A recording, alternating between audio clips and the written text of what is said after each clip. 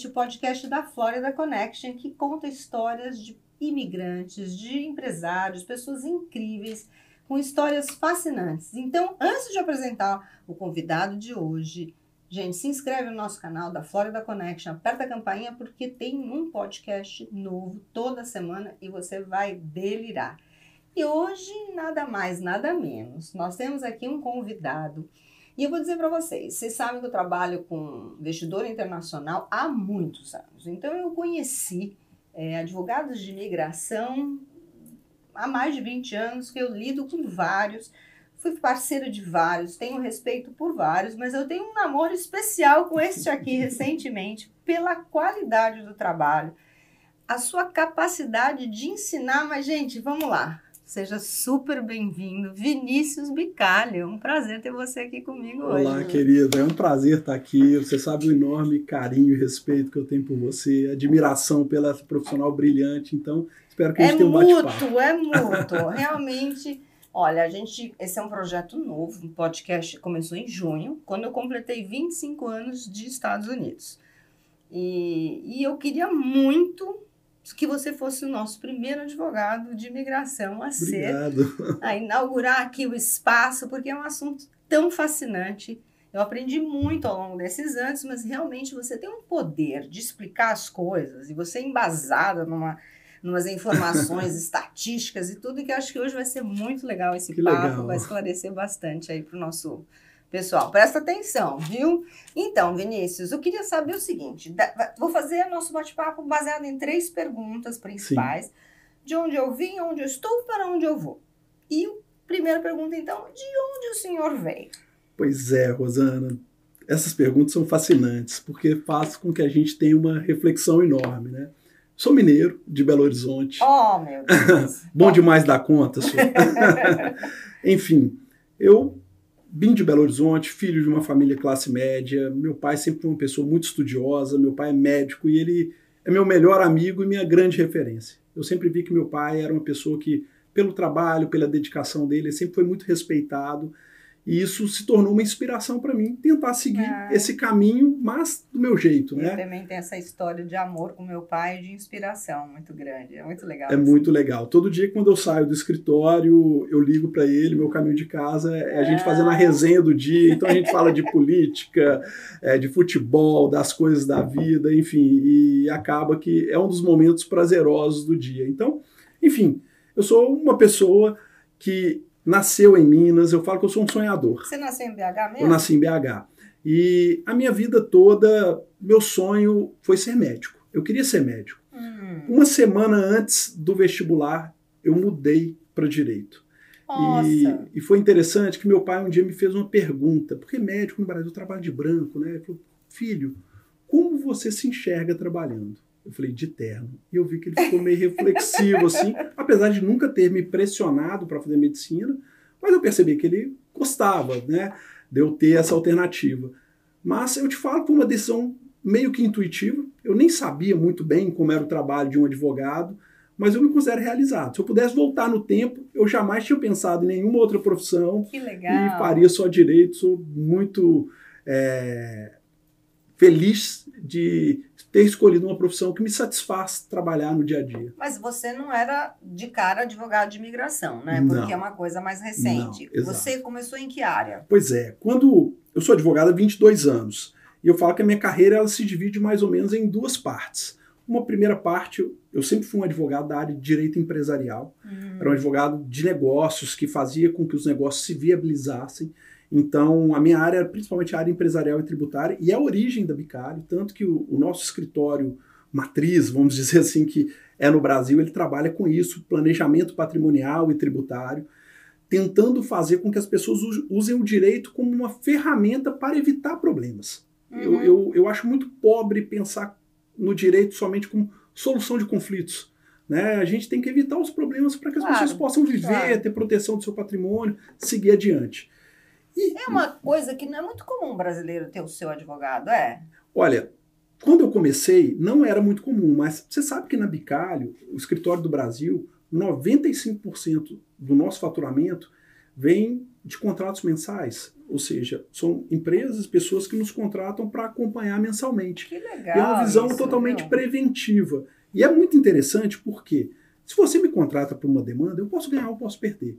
Agora, se eu te acompanho ao longo do tempo, certamente eu tenho condições de te ajudar A ganhar. tomar, exatamente, Que tomar legal. decisões que tenham um Que resultado legal. final muito Você interessante. tem quantos funcionários lá? Olha, se a gente somar todas as nossas operações, nós somos um time de 50 pessoas, Rosana. Caramba. Hora gravita um pouquinho para cima ou para baixo, dependendo. Mas a sua base maior é ainda Hoje, Brasil. exatamente. A gente tem dentro da nossa operação no Brasil uma parte que trabalha hoje exclusivamente dedicada à nossa operação internacional.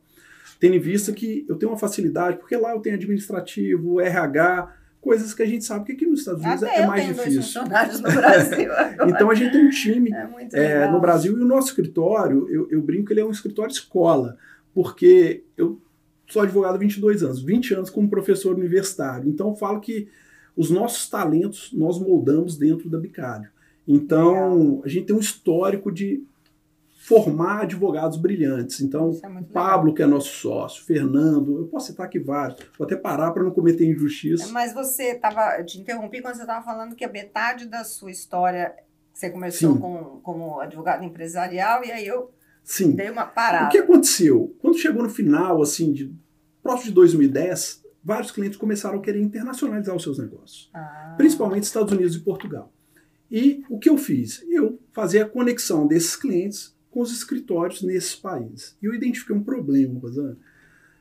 A deficiência no retorno dos profissionais dos Estados Unidos e de Portugal. Portugal, eu tenho uma piada que eu falo que eles demoram 3 dias para responder um e-mail. E eu percebi que isso era muito ruim, porque o meu cliente ele esperava um retorno rápido, ele não tinha, e eu ficava ali no meio do caminho sem conseguir trazer a solução. Nesse cenário, eu obtive a minha licença em Portugal e decidi vir para os Estados Unidos para estudar e começar o caminho. E a partir daí veio a ideia da Bicalho. A ideia da Bicalho nos Estados Unidos e em Portugal é uma ideia muito simples. Nós vamos ser um escritório com licença americana e portuguesa, mas que o atendimento vai ser brasileiro. Eu até brinco que eu, pelo menos, não conheço, não vou falar que eu sou o único para não ser injusto, mas no meu cartão o cliente tem o meu telefone celular. É o meu telefone celular que eu uso no dia a dia. E você responde mesmo. Eu sou respondo, prova você sabe viva. disso. Prova viva. Ainda que o retorno seja, eu preciso consultar as informações do escritório e te dou o retorno amanhã. Mas eu acho que isso é um sinal de respeito ao cliente. E isso eu aprendi com meu pai. Porque meu pai é obstetra. Ele já está aposentado, mas eu vivi várias situações com ele. Obstetra. Exatamente. Cima, né? Uma vez eu estava com ele em um jogo de futebol e ele teve que sair do estádio porque a paciente entrou em trabalho de parto.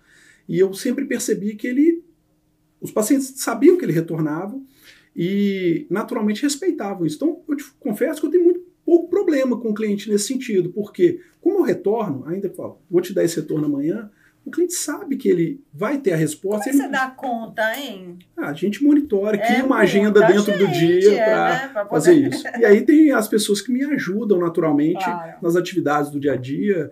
Eu tenho a Letícia, a Renata, eu brinco que são meus braços direito e esquerdo, mas assim, que conhecem bem a operação e qualquer problema sabe com quem conectar no escritório, porque acho que o importante é isso, né? O time está vivendo, respirando e transpirando junto. E foi difícil você tirar a licença de Portugal e aqui? De Portugal não.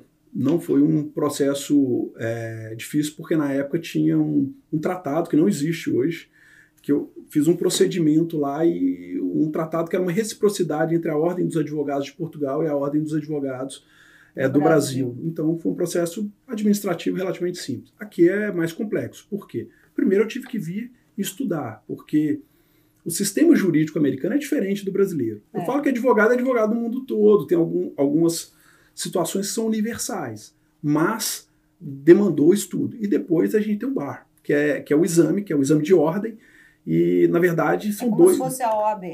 Como se fosse o exame da OAB, só que tem um exame que ele é um exame nacional ligado à ética, e depois tem o exame estadual.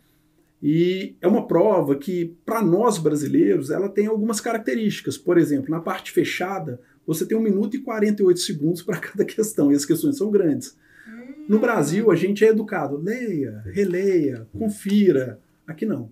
Leia, faça e vai em frente, entendeu? Mas, como qualquer exame. E onde você estudou aqui? Eu estudei na USC, que é a Universidade do Sul da Califórnia. Foi uma experiência fantástica, porque eu sou apaixonado com o mundo acadêmico, até pelo fato de ser professor, isso me fascina. E além de eu ter tido a oportunidade de ter relacionamento com profissionais assim fantásticos, que me inspiram muito até hoje, o próprio ambiente universitário. Então, eu lembro que eu na biblioteca da USC tinha um livro que falava da história da universidade nos Jogos Olímpicos.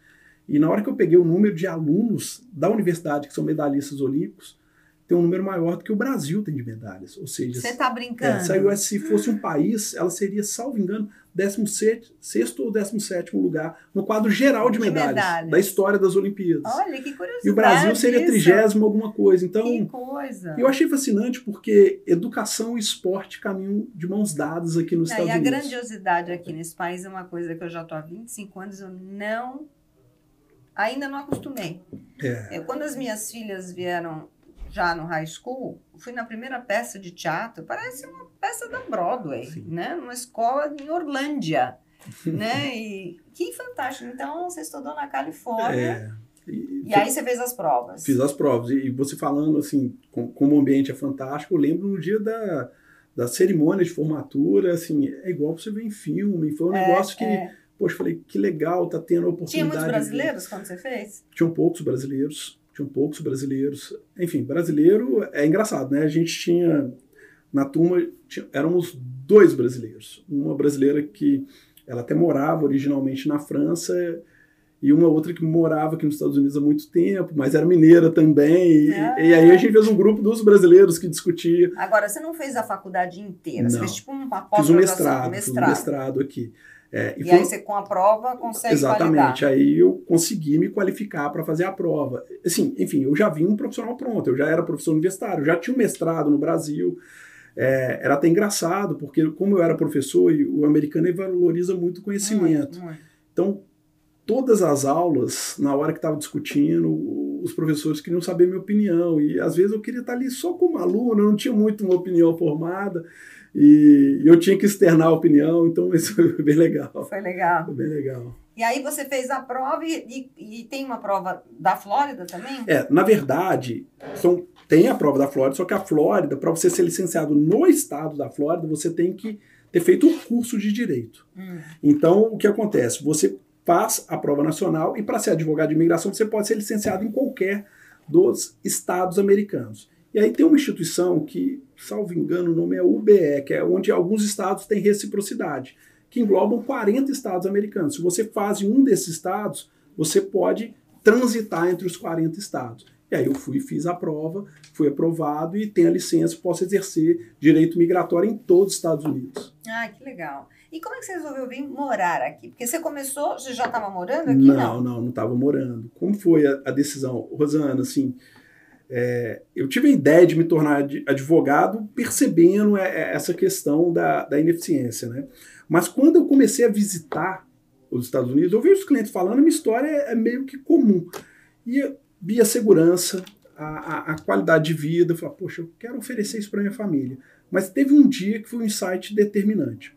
Eu morava ao final a 300 metros de onde é a sede da Bicaro. E um dia o Guilherme, que é meu filho mais velho, foi imprimir um trabalho para a escola e a impressora tinha acabado o cartucho. Aí ele falou, pai, eu vou no escritório para imprimir o trabalho. Eu morava num dos melhores bairros de Belo Horizonte. E na hora que ele imprimiu o trabalho, ele tinha que caminhar 300 metros. Eu não tive coragem de deixar ele fazer essa caminhada sem ir para a rua e ficar vistoriando ele. E depois de conhecer os Estados Unidos, na hora que eu vi, eu falei, cara, isso não é vida. Por quê? Uma hora esse menino ele vai ter que ter as experiências sociais. Eu comecei a fazer um paralelo com o que eu vivi. Eu, com 12 anos, eu ia ao Banco do Brasil pegar talão de cheque para o meu pai e de ônibus. E aquilo já não era possível na cidade de Belo Horizonte, que é uma das grandes cidades do Brasil, não tão grande quanto São Paulo e Rio, mas o índice de violência já não é muito diferente. Eu falei, meus filhos não vão conseguir desenvolver habilidades sociais. E o Renato, um dia a gente no escritório, passou um menino da idade dos nossos filhos, o Guilherme estudava na mesma sala do filho do Renato, que tem a mesma idade, o Lucas. E eu falei, Renato, imagina, o menino era meio que um menino de rua, eu falei, imagina os nossos meninos trocando figurinha com esse menino. Estariam perdidos, porque o menino teria toda a vivência do mundo os nossos filhos Street smart. exatamente, protegidos. Naquela escola, naquele clube, naquele buffet. E em um determinado momento, por mais que você proteja o seu filho, ele tem que ir para o mundo real. E eu enxerguei que aqui nos Estados Unidos eu poderia fazer isso de forma responsável. Um mundo real melhor. Exatamente, um mundo real, triste sem isso, as grandes violências. Mas foi o meu caso também. Acho que a maioria das pessoas acaba optando pela qualidade de vida mesmo, né? Exato, Rosana, porque eu falo o seguinte, as compras, carro, eletrônico, tudo isso você costuma. Agora, aquele estresse basal do dia a dia, e eu tenho uma cena, assim, quando eu cheguei, a Giovana era muito pequenininha, ela ia para a escola de patinete. Eu estava chegando em casa, ela indo com as coleguinhas de patinete. Aqui? Aqui. Eu falei, uau, isso aqui, não de tem fato, dinheiro que paga. não tem dinheiro que paga, exatamente. Então você já está há quanto tempo aqui agora? Aqui em Orlando, 6 anos. 6 anos. 6 Você anos. chegou a morar em outro lugar? A gente chegou a ter alguma coisa em Miami, mas com a família, 6 anos mesmo. Eu me lembro quando você chegou. Sim, exatamente. E assim, a família aceitou rápido ou foi uma guerra? Não, na verdade, a Ana Paula ela é uma grande parceira, então assim, ela falou, se é isso, a gente vai. Vamos embora. Só que eu fiquei com muito receio, porque a Paula ela é muito conectada à família dela. Muitos pais, irmãos, e eu achava que aquele seria o elo fraco da nossa família. E te confesso que hoje ela é completamente adaptada, eu percebo que não passa pela cabeça dela voltar. Os meninos completamente adaptados. A Giovana, que é a mais novinha, ela tem até mais conexão com americanos do que com brasileiros. O Guilherme eu percebo que é mais dividido e até pelo fato dele ter vindo um pouco mais velho, ele tem mais relacionamento com brasileiros. Mas dá para manter os amigos, né? Exatamente. Ainda mais que a gente mora em Orlando, todo mundo quer vir visitar a gente, né? Se você morasse no interior do Kansas, eu não sei se seria muita visita. Não, inclusive vem 2 amigos dele agora, vão passar um período lá em casa, então tem essa conexão. E hoje também eu vejo que os jovens têm muita questão da internet, né? Jogos online. Então, às vezes eu chego lá, ele está jogando, tem amigos da escola aqui nos Estados Unidos, amigos do Brasil, todo mundo junto, interagindo. E ele já está trabalhando com você? Tá, ele... Eu vi, que começou legal. a fazer o pre-law, né? Que é o bacharel em direito ele já aqui. está fazendo? Já está fazendo. Nossa! Exatamente. E está lá no escritório agora, me ajuda. Inclusive está trabalhando... Você forçou um pouquinho a barra ou não, ele que quis? Ele quis. Porque ele tem o dinheiro dele, né? Enfim, hoje ele tem o dinheiro dele, tem as oportunidades e ele quer fazer direito. Então é a oportunidade que ele tem de ter algumas experiências. Mas me ajuda bastante lá. Uma pergunta que não quer calar. Quem fez o seu processo imigratório? Foi você mesmo? Sim, você exatamente. se auto-fez? Exatamente. Como é que foi essa experiência? Olha, é uma experiência que foi boa, mas que eu te confesso que a gente tem que tomar cuidado, porque é muito normal a gente se apaixonar com a sua realidade, né? Então, tive que trabalhar nas cartas, tudo isso, mas foi uma experiência fantástica e acaba sendo... Qual que você fez? Eu fiz um EB1A, eu tinha muitas reportagens, a gente tem uma parte dos nossos clientes que são atletas, então isso, querendo ou não, dá uma exposição maior na imprensa, que fez com que a gente tivesse um volume de reportagens, artigos publicados, tanto no Brasil quanto aqui nos Estados Unidos, que a universidade nos estimulava muito nisso. E, enfim, acabou que foi uma oportunidade. Eu conversei com um advogado americano, ele falou que ele achava que não dava, mas eu vi que ele não entendia dos vistos EBs, né, a importância de ter uma orientação. E eu tentei, e eu paguei na época o Premium Process. Em meu caso, eu protocolei ele entre o Natal e o Réveillon. Ele foi aprovado em 7 dias úteis. Uau! Aí depois eu guardar a entrevista, tudo isso. Que bárbaro isso, né? Deixa eu te fazer uma pergunta. Você já falou de onde você veio, né? Como é que você chegou até aqui. Como é que está sendo essa sua jornada, né? O agora?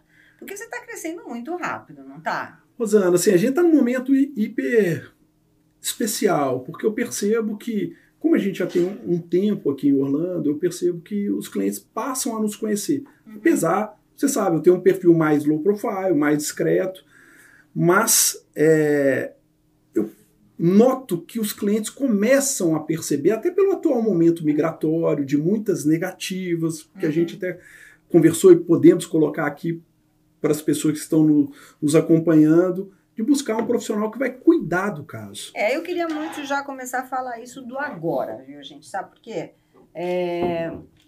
Na época que eu vim morar aqui, eu comentei um pouquinho antes com você, todo mundo vinha com L1, ou fazia o L1 já estando aqui, abrir empresa e tal, o H1B, EB5, eram os que eu conhecia. Aí virou essa febre dos E2, dos EB1s e EB2 e tal. E aí começou a dar problema, né? Você tem visto cada vez mais pessoas que não estão conseguindo essa aprovação. E você estava falando de estatísticas. Sim. E o que está causando um pouco desse problema, se é política, se não é, explica pra gente. Pois é, o que está acontecendo, Rosana, houve uma proliferação na divulgação de serviços migratórios. E eu vejo muitas pessoas que não têm a menor qualificação oferecendo o serviço. O trabalho do advogado ele tem um problema, porque ele é um trabalho escrito. Todo mundo consegue digitar no papel e entregar. Só que, às vezes, alguns pequenos detalhes trazem impacto devastador. E que o mercado hoje começou a olhar diferente para os brasileiros. Por quê? O mercado, você está falando dos... O mercado, me expressei mal, a imigração começou a olhar diferente para os brasileiros. Por quê? Em razão dessa proliferação, a gente está tendo muitos casos fraudados, de evidências forjadas ou forçadas, orientação inadequada. E isso faz com que muitas vezes o futuro dessas famílias se sacrifique. A gente sabe que os Estados Unidos têm uma relação até com uma certa hostilidade com a China. A última estatística da imigração, dos EBs, 70% dos EBs de chineses são aprovados. Uau! Brasileiro, 27%. Gente, olha isso. Fala lá, olhando para aquela câmera, porque é muito importante o pessoal entender isso. Infelizmente, em razão da proliferação de consultorias, profissionais que não são licenciados, processos fraudados, o índice de sucesso dos processos de brasileiros EB1 e EB2 caiu para 27%. Que tristeza. Isso é uma tristeza. E o que nós passamos a fazer? Não só eu, como vários advogados sérios que nós temos aqui nos Estados Unidos. Identificar nesse processo que ele é um processo que está sendo acompanhado por advogado, que tem responsabilidade técnica com aquilo. Então, eu peguei casos de que a imigração ligou para o signatário da carta, o signatário nem sabia quem era a pessoa. Casos que o business plan não tem nenhuma relação com a atividade profissional da pessoa. Casos que fornecem informações em total desconformidade. E o que acontece? Qual que é o grande problema, Rosana? Quando a pessoa assina aquele formulário, ela está falando que concorda com tudo aquilo. Quando ela assina e tem um advogado, o advogado assina junto. Ela consegue provar, olha, eu fiz um processo, esse processo tem aqui minhas informações e o advogado ele tem uma responsabilidade técnica. Só que essas consultorias, elas colhem a assinatura da pessoa e ninguém assina com ela. Então, é como se a pessoa estivesse fazendo por si o processo. E nós estamos vendo verdadeiro caos. Ganhar e perder o processo, infelizmente, faz parte do jogo. Ninguém ganha todos. Só que a gente percebe que essas situações estão criando uma imagem negativa para brasileiros. Obviamente, tem vários profissionais trabalhando para tentar mudar, reverter esse cenário. Agora, eu sempre falo o seguinte, existe a culpa da publicidade enganosa, muitas vezes o cliente, ele de fato é ludibriado. Mas às vezes eu percebo que as próprias pessoas se auto-boicotam. Eu falo que muitas vezes tem várias bandeirinhas indicando aprovação garantida, devolução de dinheiro, 99,9% de aprovação. Gente, todo mundo sabe que nem visto de turista tem isso. Então, eu sempre brinco na hora que as pessoas me contam isso, falo, gente, lá em Minas tem um ditado, quando a esmola é demais, até o santo desconfia. No Brasil esse ditado é super então, usado. Tem que ficar atento. Cabe o brasileiro também ter esse tipo de maldade, né? Enfim, para poder fazer um processo de uma forma segura, ele leva tempo, ele tem desgaste. Então, tem que tomar muito cuidado, porque eu sempre falo, Rosana, o seguinte, o estelionatário, aquela pessoa que engana, ele é sedutor, ele é sempre uma gente fina, o mais simpático, o mais agradável. Então, se está fácil demais, tem alguma coisa errada. O que eu mais morro de medo é quando eu escuto alguém falar, não, eu tenho sim, tem um escritório de imigração. E quem é o advogado desse escritório de imigração? Não, eles têm lá, sim, mas nunca sabe dizer quem é. Sim. Né? E, gente, não é porque a gente busca trabalhar com profissionais licenciados. Eu acho que por exemplo, tem muitas pessoas que não são corretores e que têm um conhecimento do mercado imobiliário gigante, mas eles não podem atuar sem o suporte de um profissional. Então, se você tem realmente um advogado que tem um nível de conhecimento, você me contou, aliás, vamos falar isso, você me contou que você estava montando um curso para advogados de imigração? Na verdade, eu sou coordenador de um curso de pós-graduação de direito migratório. Já tem 2 anos que a gente faz esse curso. É um curso que... Você forma para advogados? Para advogados. Ela é uma pós-graduação, é uma universidade, é uma plataforma online. Essa universidade é uma universidade brasileira, que o fundador é o Leonardo Nemer, que é o juiz brasileiro da Corte Internacional de Justiça em Haia, na Holanda. Nós temos alunos na Europa, alunos aqui nos Estados Unidos, alunos no Brasil, e legal que é um network. E esse curso, enfim, a minha função ali ela é acadêmica, eu sou o professor coordenador. Eu escolho os professores, montei a grade curricular e dou as minhas aulas. Eu deixo claro, por quê, Rosana? Tem muita gente que, eu quero vender o curso no Hotmart. Eu recebi até uma proposta. Só que eu entendo que é importante que a gente tenha a responsabilidade com o que vai ser entregue.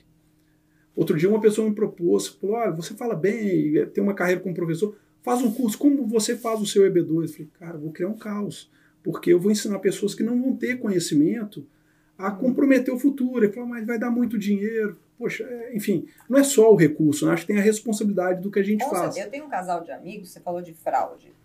Como eu estou há muitos anos aqui, eu vi várias pessoas que faziam processos imigratórios e não eram advogados. E eu tenho um casal de amigos numa condição financeira para fazer um EB5, tá? Que é aquele de maior investimento. E na hora que eles estavam, chegou um amigo, sempre amigo do amigo do amigo, né? Chegou um amigo e falou assim, não vai gastar esse dinheiro, absurdo, vocês são profissionais, médicos, não sei o que lá, tem clínicas, faça o EB1, o L1, não, era L1 no caso, faz uns 10 anos. Não é que essa pessoa, que era o fazedor de visto, ele tinha um template, ele copiava e colava. Eles gastaram uma fortuna de tradução de olerites, de documentos brasileiros, e no final o que aconteceu? Os caras pegaram que justamente o processo não tinha nada a ver com as clínicas que eles tinham, foi cancelado, essa pessoa foi embora, fugida para o Brasil, o FBI estava já estudando esse processo, só que o pobre coitado do casal com condições financeiras não teve aprovação do visto, não podem mais vir para cá. Tiveram que ir embora mesmo. Hoje eles moram em Londres e não era o que eles queriam, mas eles não queriam ficar no Brasil e aqui eles não têm mais condições. E você sabe que isso é comum. Os bons livros de imigração, quando são livros gerais de imigração, normalmente eles têm um capítulo. O capítulo chama O Caso do Amigo. O caso do amigo foi mais barato, mais rápido, deu tudo certo. A grande verdade é que o caso do amigo não existe. Ele é um caso que você só sabe algumas partes e algumas coisas são omitidas. E eu vejo isso muito no escritório. Às vezes a pessoa chega, eu quero um caso igual ao fulano de tal. E muitas vezes eu já fiz uma consulta com fulano de tal. Obviamente eu não posso falar por confidencialidade, que a gente tem um dever. Mas eu conheço o outro lado da história. E muitas vezes não tem nada a ver com o que a pessoa acredita. Isso que é a grande... É como a gente às vezes fala assim, eu quero aquela casa. Meu amigo comprou uma casa, ele deu 3% de entrada. Na estrangeira é impossível. Sim. Isso não existe. Não, exatamente. Eu tenho certeza que o meu amigo deu 3% de entrada. Então, é tão complicado a gente combater isso, né? Mas graças a Deus a gente tem profissionais cada vez mais sérios. E eu queria te perguntar, você já teve assim uma perda que doeu muito? Sim. Tem casos que a gente fica indignado. E eu falo assim, a gente não pode perder a capacidade de indignação. Às vezes você tem algum revés e eu percebo que o cliente pensa, poxa, é mais um caso. Vou te falar, não é mais um caso. Eu perco noite de sono, a Ana Paula que está lá do meu lado sabe, porque às vezes a gente fica pensando em estratégia, o que pode ser feito diferente, né? E tem um caso, para mim, que ele é um caso marcante, porque a gente aplicou o caso uma vez, esse caso foi negado e um dos filhos estava naquela fase da idade que talvez não fosse dar tempo, aplicamos de novo e deu certo. E tranquilo, enfim. E eu fui numa festa, Rosana, e estava lá na festa, e de repente chegou um menino de 14 anos, que era o filho mais novo do meu cliente, e eu não sabia quem era. Aí chegou para mim e falou assim, tio, queria te falar uma coisa. Eu falei, tudo bem? Eu falei, sou filho do fulano de tal, eu queria te agradecer pelo visto. E eu vi vou te falar, eu até saí da festa, assim, fui pro carro, até me emocionei. Porque, assim, eu vi como que aquele menino de 14 anos, na verdade, tudo estava um envolvimento grande por causa da irmã dele, que já estava adquirindo a maioridade. Eu falei, gente, como você toca a vida das pessoas, né? Um menino, um adolescente está preocupado com isso. E aí a gente começa a ter a noção, né, da responsabilidade que a gente faz. Queria ganhar todos, mas infelizmente não dá. É verdade. Agora, mas você tem tido muito sucesso e eu tenho visto, inclusive, artistas. Você fez daquele menino pintor, não fez? Sim, a gente tem vários casos. Eu tenho uma relação muito grande, principalmente com o pessoal da área de esportes. Tem vários atletas. Eu até brinco, se a gente tivesse um time de futebol, o time da Bicalho seria o mais forte aqui da Liga Americana. Enfim, e profissionais normais, né, como a gente, corretor, advogado, médico, enfim.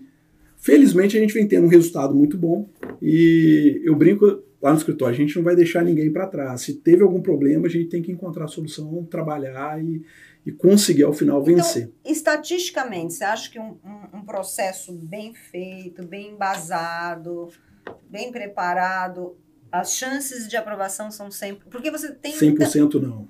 Não é 100%, mas tem as chances são maiores. Um caso que foi feita a triagem e que a pessoa preenche os requisitos objetivos, que o processo tem fase objetivo e subjetivo. Um bom caso, trabalhando com um escritório sério, nós estamos falando de 80% de sucesso. Quem fala mais do que isso?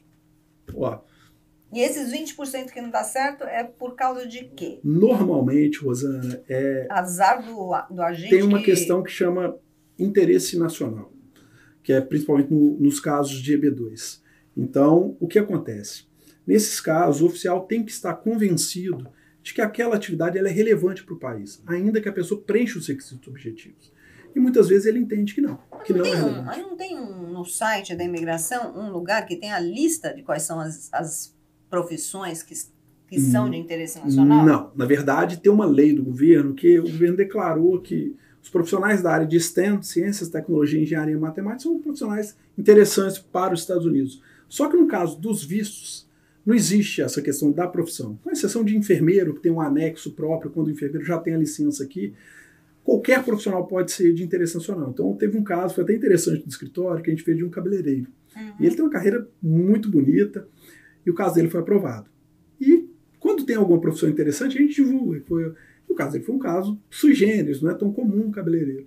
Quando a gente divulgou, assim, foi um rebuliço danado. Por quê? Eu percebo que o brasileiro ele coloca as profissões em tiers, né? Tipo assim, juiz, médico, engenheiro, como se uma profissão fosse mais importante que a outra, o que é uma grande bobagem, né? Todas as profissões são importantes.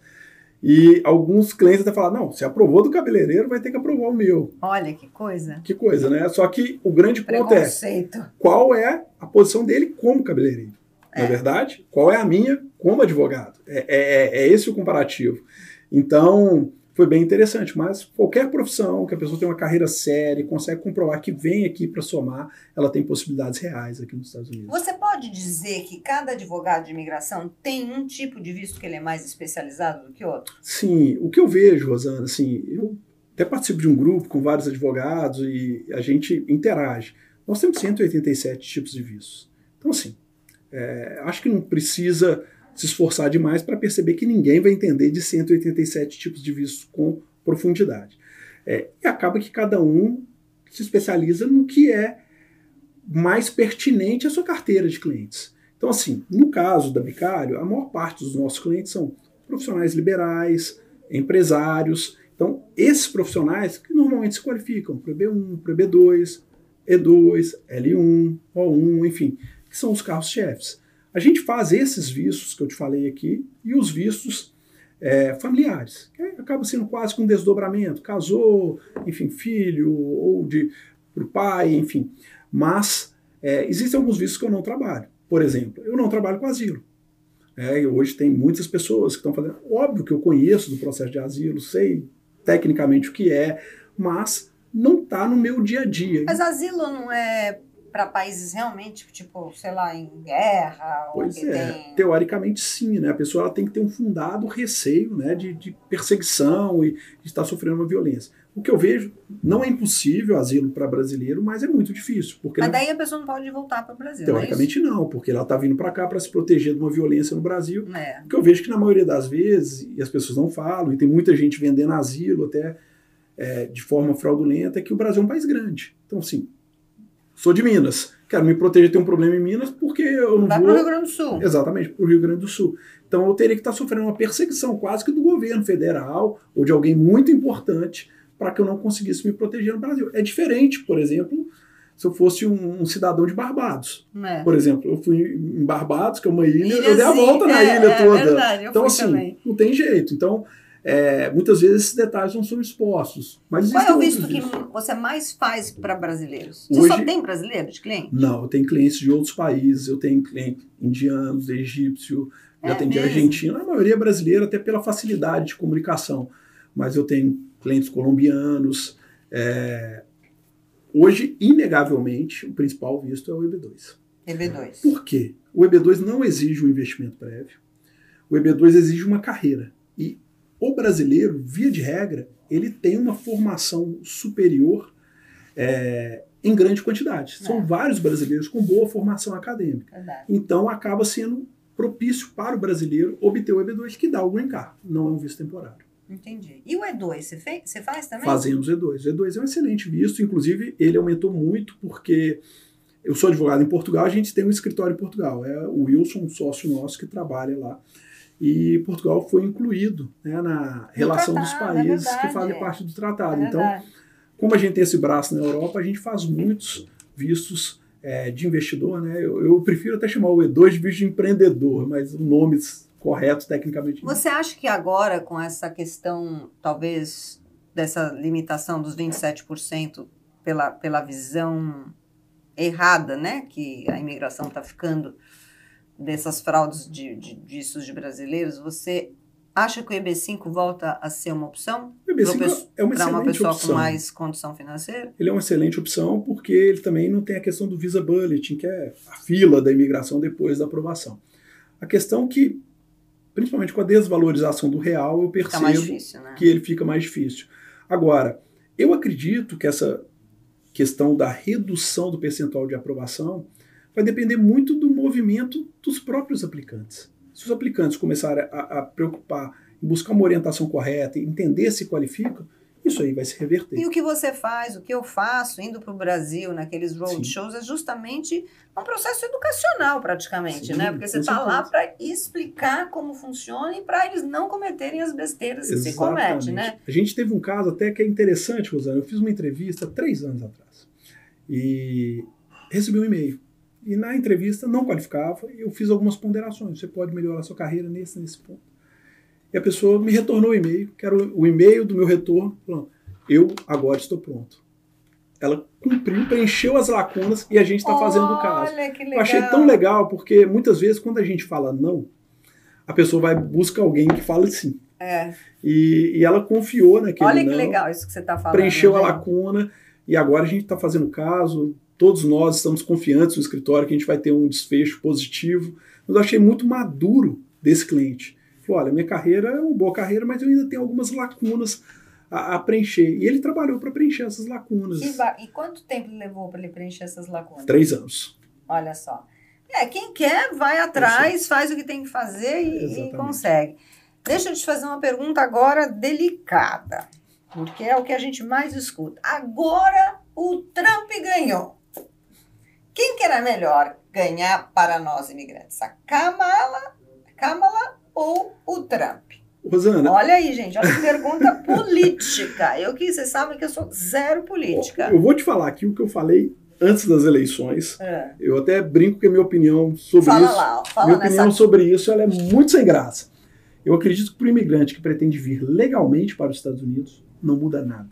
Os Estados Unidos é um país com as instituições muito sólidas. Nós temos leis e, da mesma forma que o Obama não flexibilizou a imigração, e o Trump não fechou, e nem o Biden também flexibilizou, eu acho que o mesmo vai acontecer. Agora, para quem vem ilegal pela fronteira sul, e para quem está buscando principalmente asilo de forma fraudulenta, eu acho que nós teremos um problema. Porque ele vai Mas para quem já está aqui e está no processo, tá cheio de gente, com visto de estudante, ou que o esposo, alguém está no outro visto, você sabe que tem um monte de gente assim. E essa história de que ele vai conseguir dar uma canetada e vai mandar um monte de gente deportada. Não vai acontecer, por dois motivos, né? Nós já tivemos uma declaração, vamos dizer, do homem forte da imigração, do Trump, ele falando que a prioridade são os imigrantes que estão ilegais e colocam em risco a segurança nacional dos Estados Unidos. Colocam em risco. Exatamente. E nós já temos hoje, Rosana, um memorando da imigração que chama Doyle Memorando, que ele fala a ordem de prioridade de deportação. E ele começa, primeiro, quem entrou ilegal e coloca em risco a segurança nacional dos Estados Unidos. Segundo... Como é que eles sabem? As pessoas que estão presas, por exemplo? Exato. Pessoa que está cometendo algum crime ou tenta cometer algum tipo de atividade que já pode tem ser terrorista. Histórico Exatamente. ruim no seu antecedente criminal. Exatamente. Depois, pessoas que entraram aqui e cometeram crimes muito graves. Não colocam em risco a segurança nacional dos Estados Unidos, mas são crimes graves. Enfim, então existe uma ordem de prioridade. E nós não podemos esquecer de alguns detalhes. A imigração é importante economicamente para os Estados Unidos. Se a gente fizer uma análise macro, todo país que tem crescimento econômico, os Estados Unidos tem crescimento econômico constantemente, ele depende para a sustentação desse crescimento de uma taxa de natalidade, que hoje nós não temos aqui nos Estados Unidos. Então a taxa de natalidade que sustenta o crescimento econômico americano... São os imigrantes. São os imigrantes, exatamente. Eles preenchem essa lacuna. Porque eu acho que a grande questão que eu vejo é que existem muitos empregos que a gente realmente falta mão de obra, né? Sim. E se você não usar os imigrantes, se você não tiver essa noção... Não, olha, tem algumas estatísticas que eu acho que vale a pena a gente compartilhar com o pessoal. Por favor. Por exemplo, as pessoas falam que o americano é contra imigração. A última pesquisa da Gallup fala que apenas 25% dos americanos são contra a imigração. Ou seja, 75%. E esses 25% que são bem cabeça fechada, exatamente, né? A história dos Estados Unidos ela é feita por imigrantes. Tanto que quando você faz o teste de cidadania, uma das perguntas é: quem são os americanos originários? São os índios. Todos os demais povos são imigrantes aqui nos Estados Unidos de alguma maneira. Com certeza. Depois, se você pegar 13% da população é composta por imigrantes.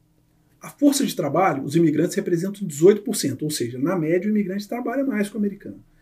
Entre os empreendedores, nós subimos para 25%. Ou seja, o imigrante ele é empreendedor. Aí tem a visão do pessimista e a do otimista. Aí o pessimista fala, porque não consegue emprego, então ele está empreendendo por necessidade. Eu falo, então vamos aprofundar. Se a gente vai na lista da Fortune 500, dos 500 maiores bilionários americanos, das principais empresas, 46% são imigrantes. Ou seja, os imigrantes estão em todas as camadas da sociedade americana. Até o Elon Musk, que ficou famoso no Brasil... Ele é africano, né? Ele é sul-africano, exatamente. Então, a imigração ela tem uma relação muito intensa com os Estados Unidos. Não tem como dissociar a imigração dos Estados Unidos. Agora, o que eu percebo é que o americano médio ele quer a imigração ordeira dentro dos limites legais. E eu acho que não é nada mais justo. Também acho. Se a gente pensar, eu falo que entender de imigração, quando eu começo no meu curso, eu falo para os meus alunos o seguinte: entender de imigração é simples. É você fazer uma analogia com a casa do seu amigo.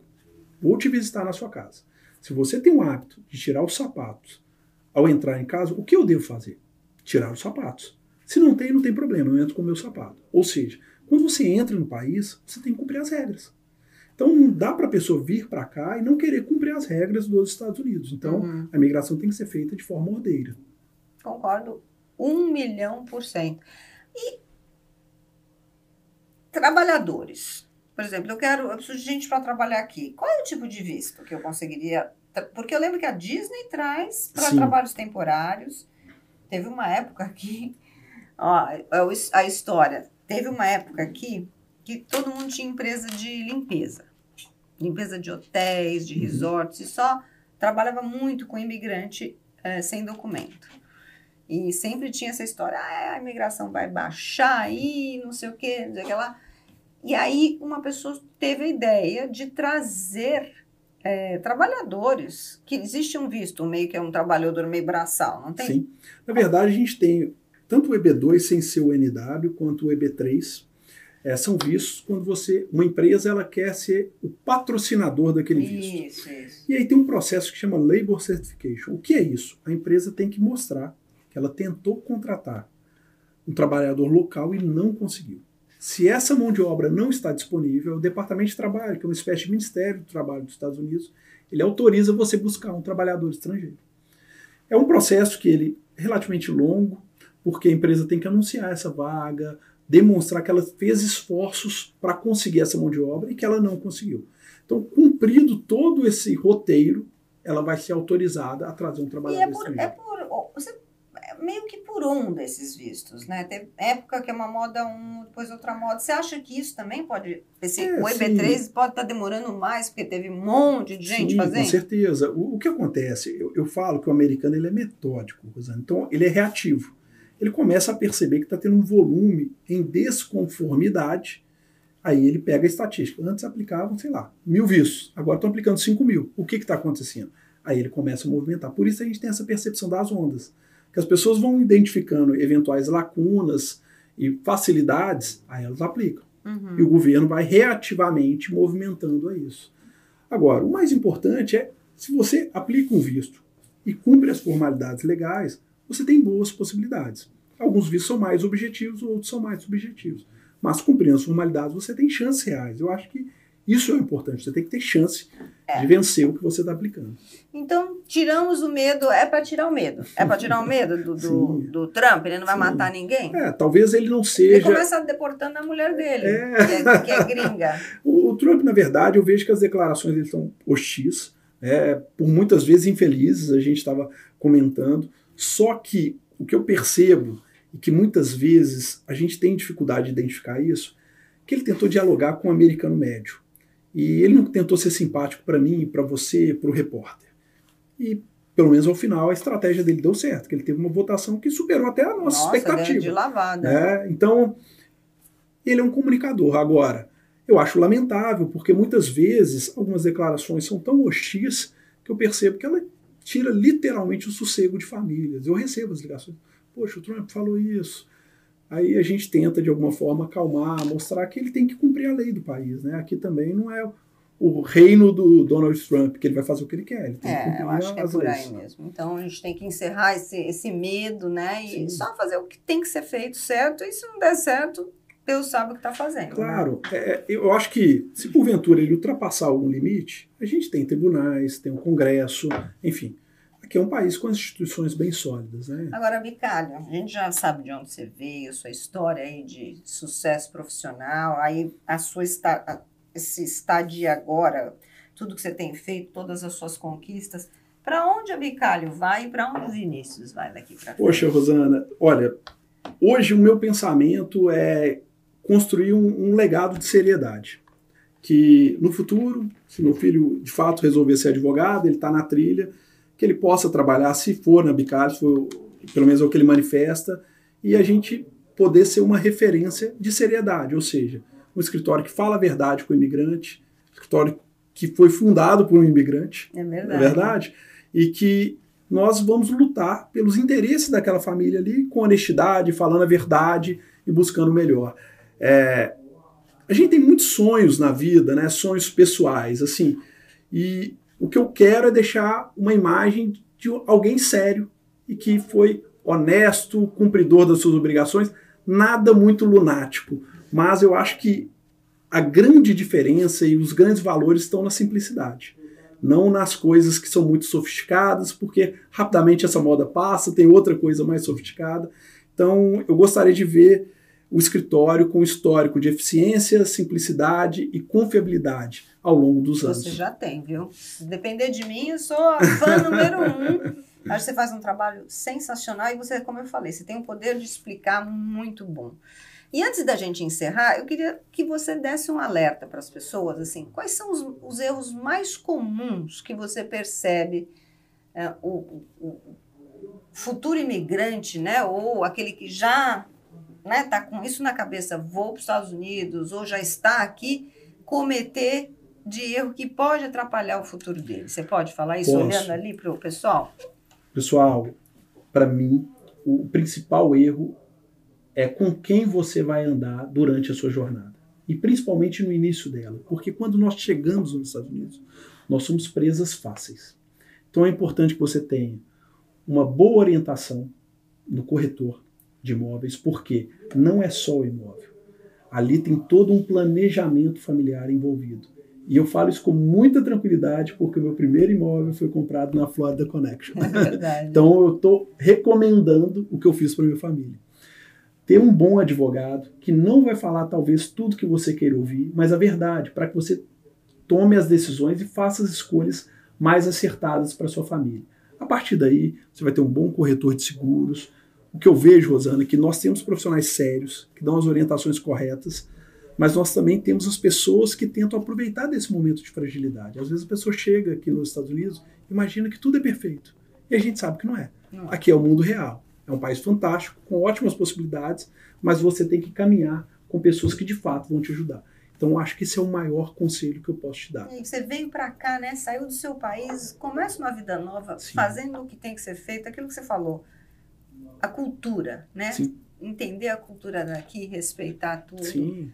É isso aí. Exatamente. Enfim, ninguém quer sair do Brasil para vir fazer coisa errada aqui. Com certeza. Enfim, aqui não é um país bom para se fazer coisas erradas. Então, eu acho que o ponto é esse. É isso aí. Olha, adorei. Não sei se você quer dar mais algum recado, pessoal, ou tá bom isso? Tá encerrado? ótimo. Eu queria agradecer pelo convite. Estou muito feliz de estar aqui. É sempre prazeroso bater esse papo com você. É muito rico essa quantidade de informação que a gente recebe. Ter acesso a você é uma coisa fantástica. Aliás, a gente segue o Vinícius no Instagram, porque sempre você está falando as coisas que estão acontecendo, falando das notícias, das novidades, das estatísticas. Você será sempre aprendendo. Depois a gente vai colocar aqui, gente, segue, porque é muita coisa boa. Espero que vocês tenham curtido. Não se esqueçam, se inscrevam no nosso canal, aperta a campainha para você não esquecer de assistir nenhum episódio do Connection Delight que sai toda segunda-feira. Estou muito grata com a sua presença aqui hoje, foi muito gostoso. Muito obrigada mesmo. Eu que agradeço, que seja o primeiro de muitos. É isso aí. Um beijo, pessoal.